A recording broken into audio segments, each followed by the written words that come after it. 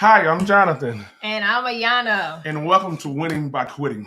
Hey, tonight we're talking about staying present in your marriage in a world that's full of distractions and all kind of stuff. Babe, catch your breath. It's all right. All right, so go ahead and share this live and stay tuned for tonight's episode. May I have your attention, please?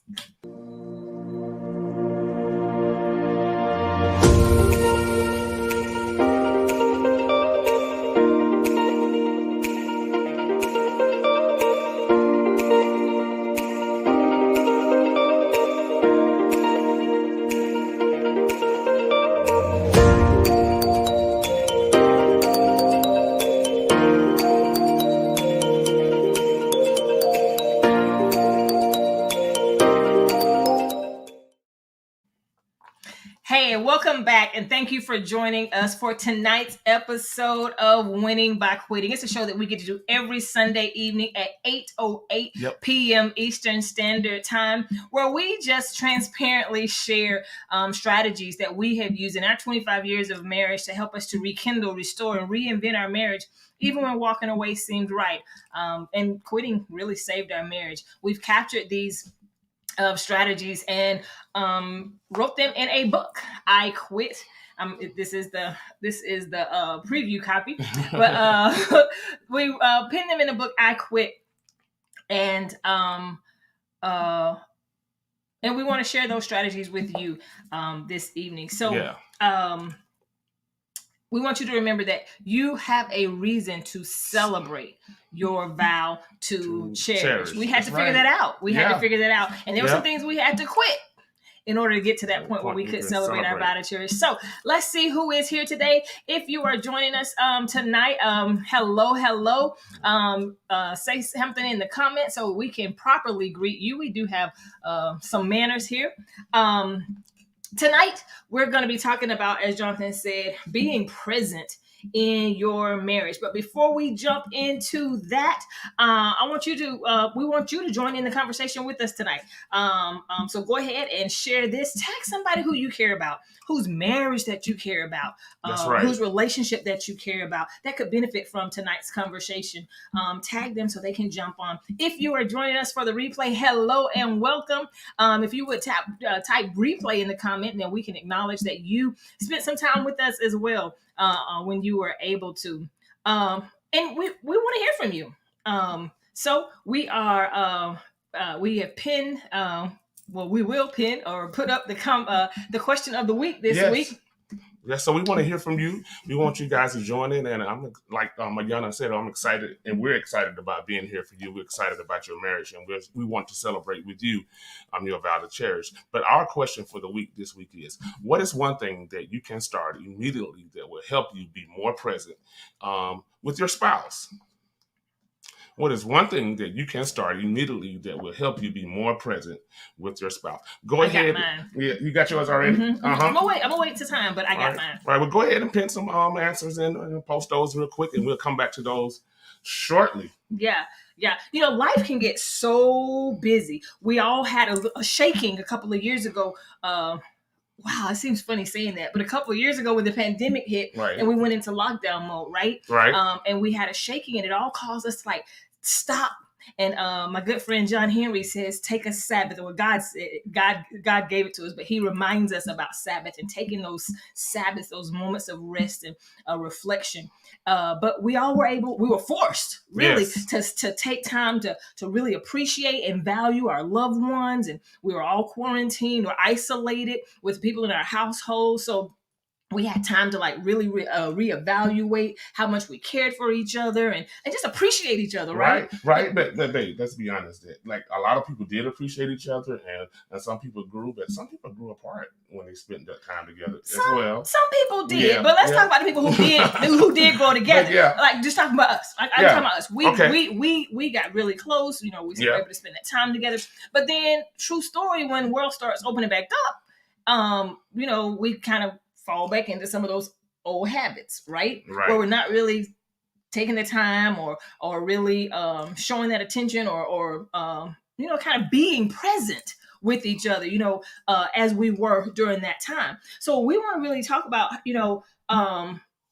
when life gets busy, when things start happening, when your schedules get full, how can we really give that undivided attention? And Right. why is it even important to give that undivided attention, especially to our spouse? Right. And so so with that being said, we just want to dive into our topic for the week. May I have your attention, please? Can I have your attention? You got it. Okay, all right. That's our topic, and babe, I just want to say, when I have your undivided attention, I feel respected, and I feel heard, and I feel loved. I think actually being present within a relationship in the world with so many distractions right now even magnifies that. And when I do have your attention, it speaks loud to me that you care for me and that you respect me. Now, earlier you brought something to my attention about multitasking and having the ability to multitask. We live in a culture that says that we should, that actually celebrates multitasking. They celebrate. The more that you can do at one time, like, ooh, you the boss, or you know. Right. And so, but actually, when I want you present, I don't want you multitasking. And I don't even know if multitasking is even really possible if you are really present with the individual. And what do you think? Well, it's not. It's not the brain. The way the brain. Y'all here, I got to give you some brain food. But the brain is not even wired. It is designed. God designed the brain to only be able to be aware of one thing at a time. So the brain can really only focus on one thing at a time. You can have multiple things going on. You can be doing multiple things, but you are really only honed in and focused on one thing at a time. That's why when you're talking to me and I get a phone call and I start texting, I have to come back and say, wait, what'd you say? Because even though I heard you talking, I wasn't present. So I don't know what you said. Right. Because I was focused on that one thing. Exactly. Because my brain is not designed to be split like that. Right. It's not designed to have multiple compartments open like that. You can have multiple things going on and you can be working on things simultaneously, but only one thing is getting your focus at a time. So so how do we retrain our brains? And when we live in a culture that has celebrated us multitasking, some people even try to master doing that. So how do we retrain our brains to really just to be present, really, when it comes to our relationships and with our loved ones? I think for one thing for us, for anybody could do, the more of your senses that you are using with an individual. Okay, so presence has more than one thing. We used to call a role in school where there's like Jonathan, you're like present. Okay, your physical body is in the place. Okay, that is the first step. That is a step to being present. Your physical body has to be does it have to fit? Well, either has to be there or has been there previously. So your physical is present, but then your mind and your focus has to also be present. Right. So just because I used to say that, right. If you want to watch the game, I'll just come and sit beside you, and that's enough. But really, it wasn't. My physical body was there, but if you're watching the game and I'm busy doing some work or something on the computer, we're not really spending time together, not any quality time. Right. And we are in each other's presence, but we're not really present with each other. I'm not feeling your presence and you're not feeling my presence. Okay. You know what I'm saying? So one way that we can do that is incorporate our senses. We got 5 senses, and the most of your senses, as many of your senses that you can incorporate into that encounter with that person, you can train your brain to focus and to hone in. If I am looking at you, if I am physically touching you, like even now, our legs are touching, even though I'm not all hugged up on you. So if we had, can you handle it? If you get all hugged up on me, we might have to pause this show. So be careful now. You need me to slide over? No. Okay. So if I can, my sight, you have my sight, you're in my sight, you're in my touch. I can feel you. I can smell you. Right. I'm not tasting you. Of course, but when I kiss you, But and then what was the other one? And I can hear you, yes, right? You. So all of my senses are engaged, and so the more of your senses are engaged, then your brain is going to be locked in on that, right? And then we'll talk about some other things that you can do to, in your environment. But as far as your brain is, put it all in there. And it's not an easy feat. Mm-hmm. Because we are trained to like do different things, and our brain, that's going to happen.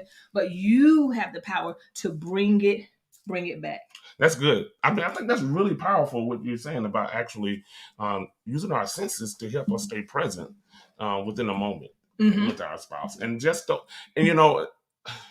short moments. Sometimes people, I want to be present with you and have you on my mind, even while I'm at work and things of that nature. That's why, I may send a text here or there. How are you? I think about you at moments during the day. But those moments when we are like totally have that undivided attention are so important. And they don't have to be hours and hours, but 30 minutes of undivided attention is powerful. Yeah. It's powerful. And it can last and fill up a tank, and the love tank that lasts for a while.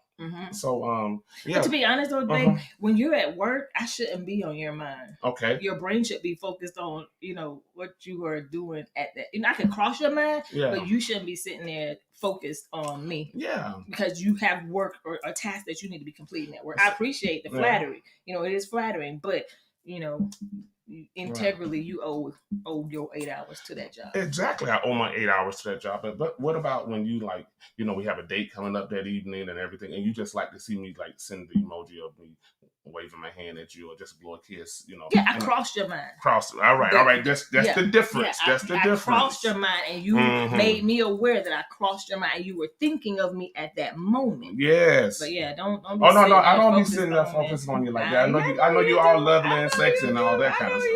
You know. We don't want, Okay. We don't want your boss people to be no, hey, no. They don't have to worry about that. I does my job. You does your job.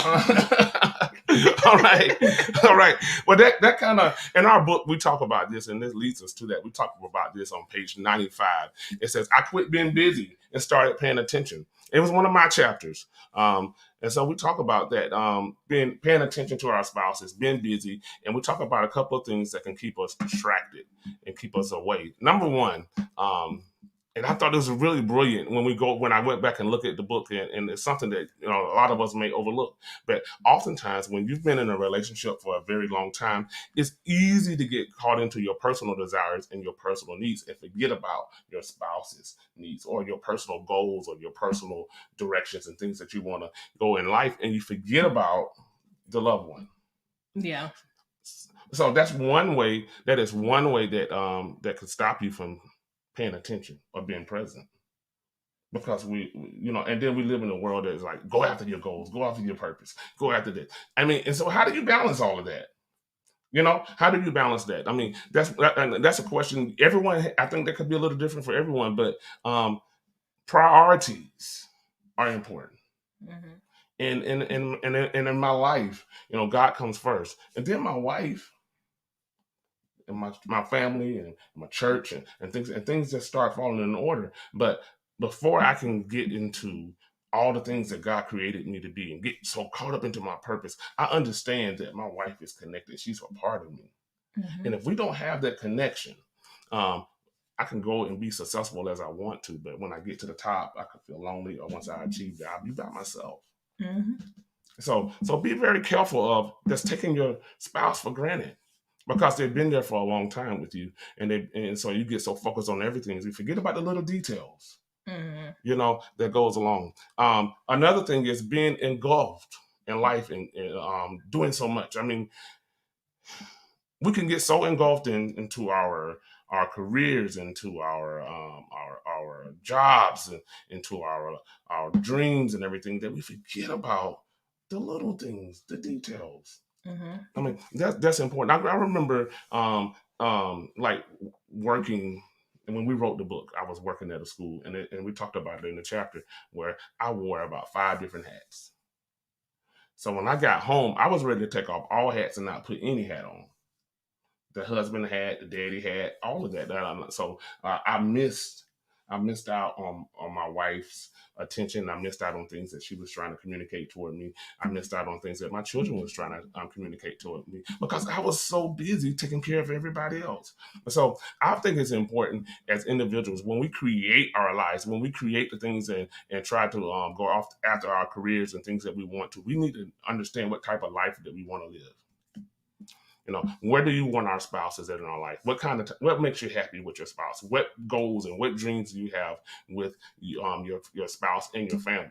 Mm-hmm. And then build your careers around that. And if your career that you take on like interrupts that way too much, and you can't do it within the career, then maybe is that the right career path? And that's questions that you should have to. I think that's something we should consider when making career choices.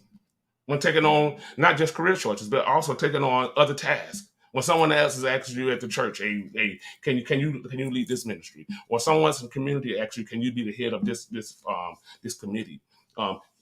Will that distract you and get you away from your goals that you have set for your family? Mm-hmm. Mm-hmm. And I think even when doing all of that and juggling all of that, I feel like God will give you grace for what is to be your assignment.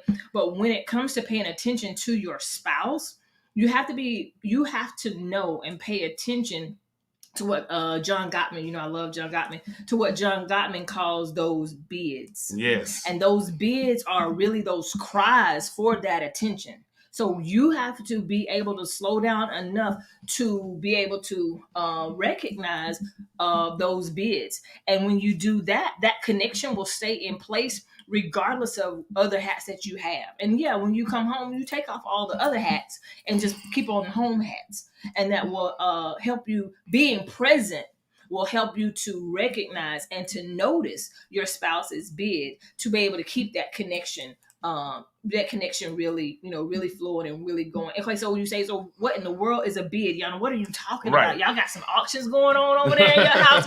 Like, what are y'all doing? No, a bid is just simply a request from your partner for connection and attention. A bid can be as subtle as, or really come and say, hey, babe, I really need to talk to you. I got something to tell you. You know what I'm saying? So when I did that sigh, Jonathan had 3 choices. Right. He could turn towards the bid and respond. Right.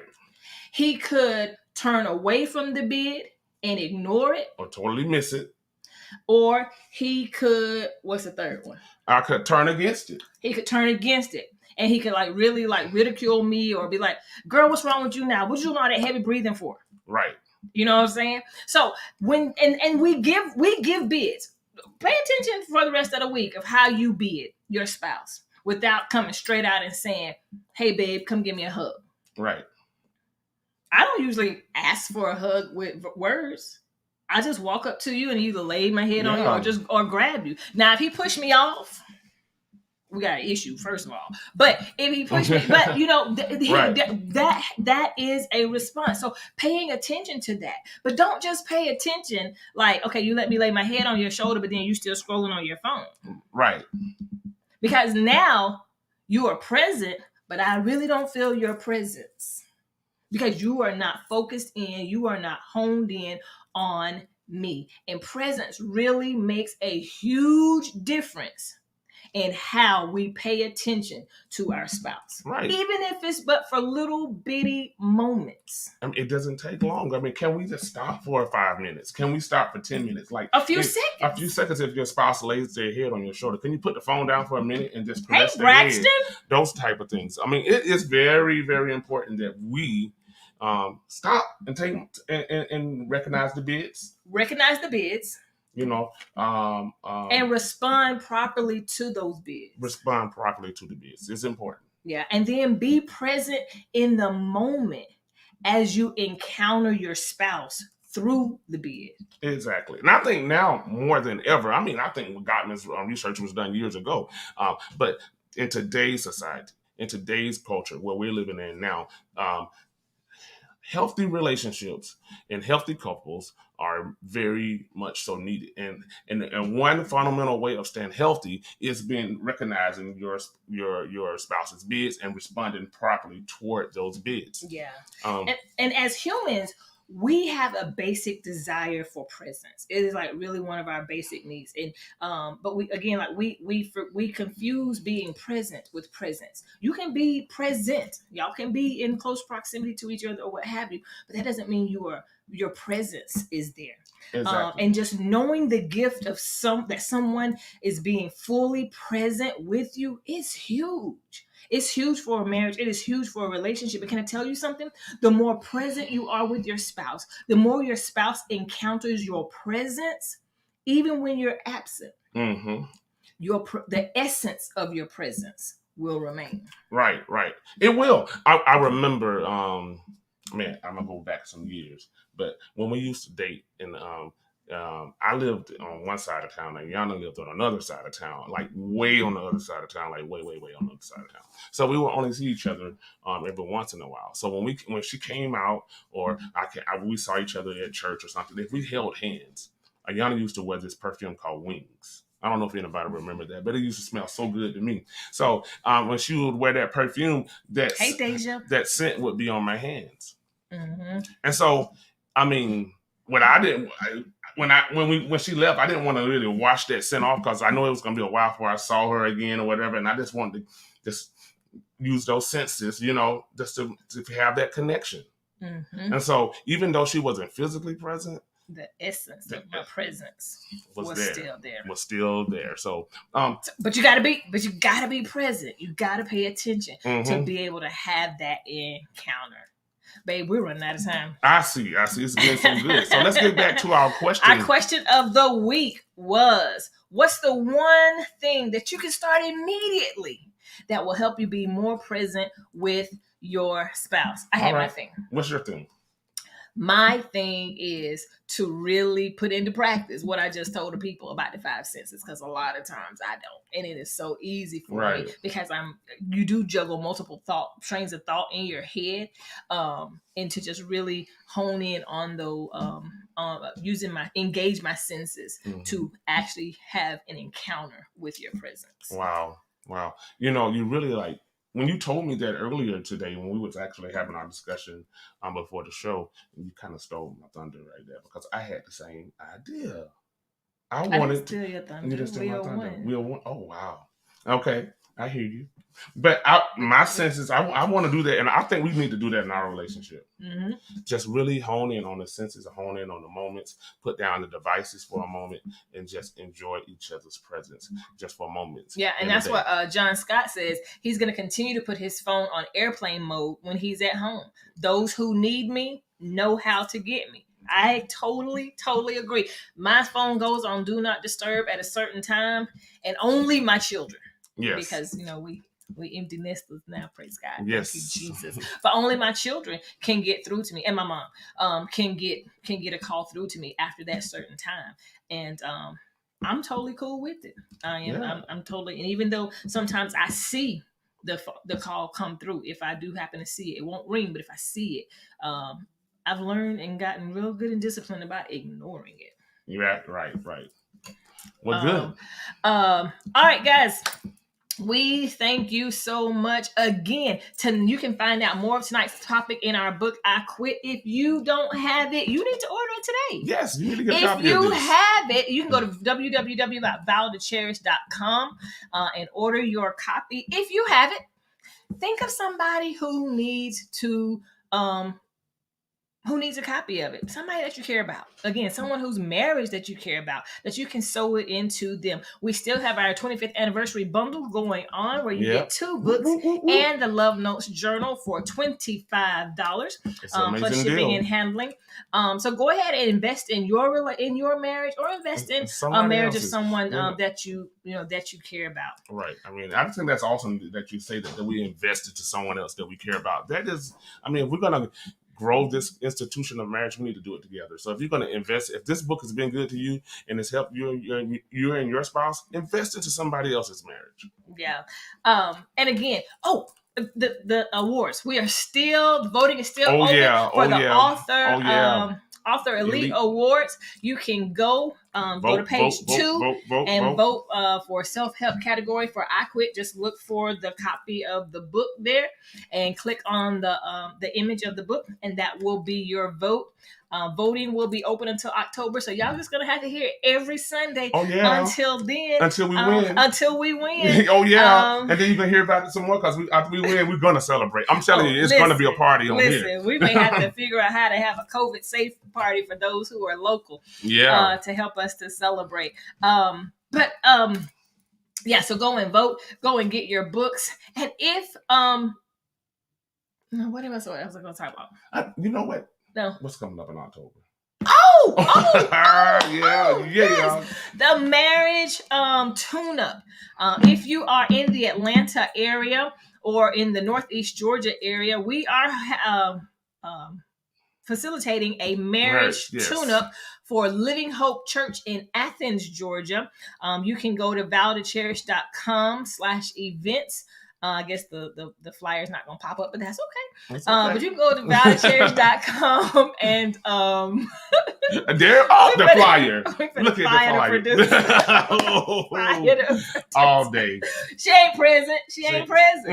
For the marriage tune-up one-day summit, gonna be insight, interaction, fun, and laughter. You can come, go through the SYMBIS assessment, get your personalized assessment. Lots of fun, lots of giveaways, ways that you can figure out, some of the different insights of your marriage. I mean, these things are eye openers for couples. We have so many couples that have done this in the sense that, they take the test and say, "Is this thing prophetic?" You know what I mean? Because it's like you're reading my mind. So, hey, come and join us live. Come and join us live. It will be COVID safe on October the 23rd in Athens, Georgia. For more details, again, you can go to the website and to register. Hey, guys, we are totally out of time, overtime, but we are Jonathan and Ayana. We are your Vow to Cherish coaches. We're the coaches that help prepare couples to be married. We help help couples to maintain connection through their marriage and to conquer crisis within their marriage through transparency, truth, and trust, while reminding them of their reason to celebrate their vow to cherish. Join us next week for another episode of Winning by Quitting at 8:08 p.m. on Sunday. And remember, you too have a reason to celebrate your vow to cherish. See you next week. Take care, everyone.